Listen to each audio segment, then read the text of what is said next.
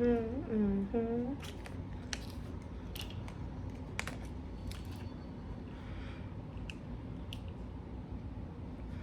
I see too much light going on my laptop. Okay, it's a little bit better.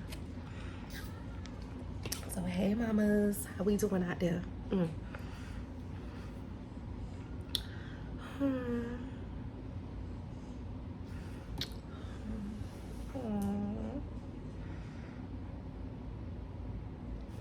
So today was a very exciting day for me. So I was able to hold on, before I get into it. All right, so a part of shifting generational curses, not even shifting, eliminating and breaking them, is doing things differently. We know that doing the same thing and expecting different results is ignorance. So this is why, for me, this is why I'm in therapy, so that I can be the best version of myself. And the benefit of that is being the best mother, parent, wife, sister, daughter. All of those other things just fall into that category because I am taking care of myself and healing my traumas and triggers and unlearning a lot of crap that I don't need to know because I don't need to utilize it in that way. And a big part of that is making sure that I have a connection with my daughter. And I say daughter because I have two, but one right now is in her preteen stage. And for me, the way that I can break a generational curse with her is that I create a connection there, an emotional connection where I continuously stay available for her. Because a lot of my upbringing, I never had anybody be emotionally available for me as it relates to my parents. Maybe financially, which shows up in a physical thing, that they're there, but they're not really there. Like, you understand what I'm saying? So, and that's happening a lot with mothers and daughters in my family, and I've seen it. So when I see it, I'm more aware.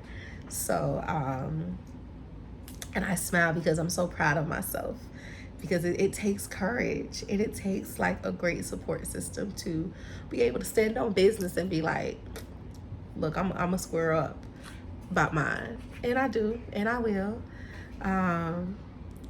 But the beauty of that is that because I am in therapy, I have someone who can support me as I break these generational curses.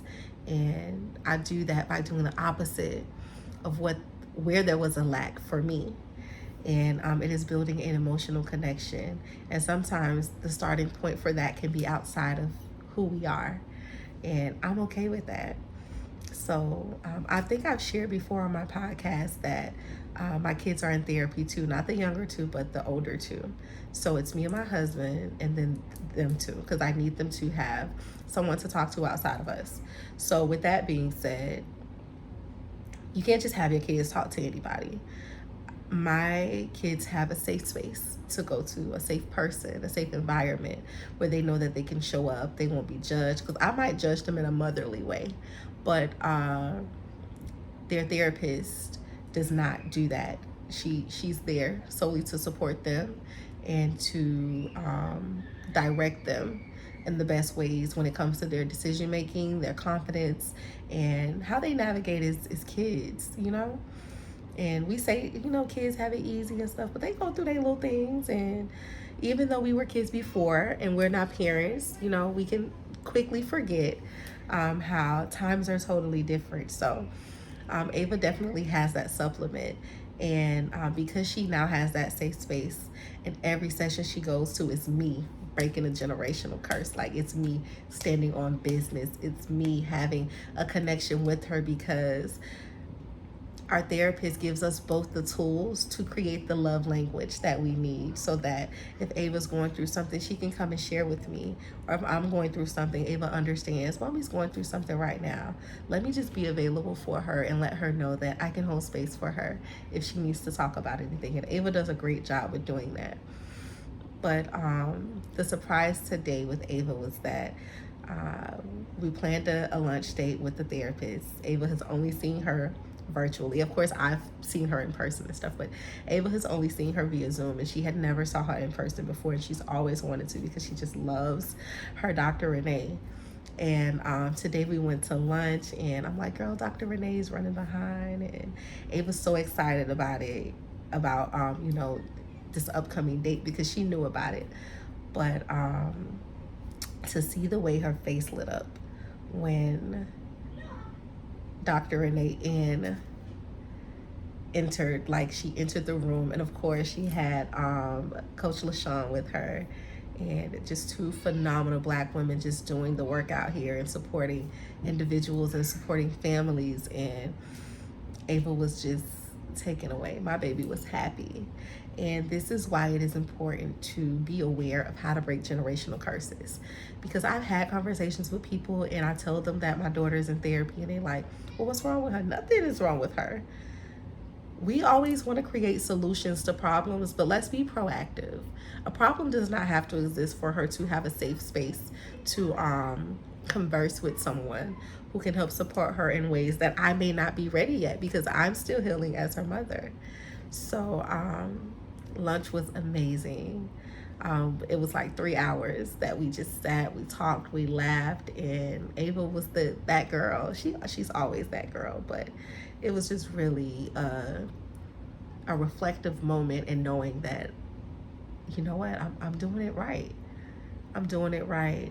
And as parents, we don't always get it right, but I know for this season and this moment of her life, I'm doing it right. And it's not just me, it's her dad too, because Ava has a very great connection with the both of us. And me and my husband come from a very traumatic background, and still a lot of things we deal with till this day that are from our childhood that are still present in our adult life. And it's not easy, it's very difficult, but we have therapy as a support, and it's for us individually and collectively. And I say that as us individuals, us as a married couple, and us as a family. So yeah, we be working, Coach My World. That's an entire firm, y'all, but we be working them. We work them. But I think that they're the perfect therapeutic coaches for the job. They truly are. But today was nothing less than amazing. And I just wanted to share that with y'all, because breaking generational curses, the beauty of it, the aftermath of it is so beautiful. But I know that I'm going to be a mother who's emotionally available to her kids, who is emotionally connected to her kids, and I'm going to be mentally available and mentally connected to them as well, because it's bigger than physical. We are very affectionate in this house, and it's totally different from how it was when I was growing up. There was no affection. Like, I remember we went through this phase, and my mama was forcing us to hug each other because she was going through this thing when she was in church, and it was so awkward for us. Like, we would laugh about it and snicker in each other's ear, and then we would enjoy hugging each other. But when we got to the point we had to hug my mama, it was awkward. Like, we loved her, of course, but it was like a little side hug. Like, it was not like and she like, come on over here, hug me. Like, it just was weird, but like, it's a naturally flowing thing in my house. And I know my mom always did the best that she could with what she had and what was within her capability, but I don't want affection to be something that's weird in my house. I want it to be something that's done in a healthy way, and we all love on each other, and even more when the other person is going through something. But generational curse breaking is still in process, y'all, but this is a win for us today. Ava is thriving, and we know we're gonna get to some hiccups as she gets older, but we're prepared. So that's my little chit chat for today, and y'all have an amazing Good Friday, and I'll talk to y'all soon. Ain't nothing stopping you.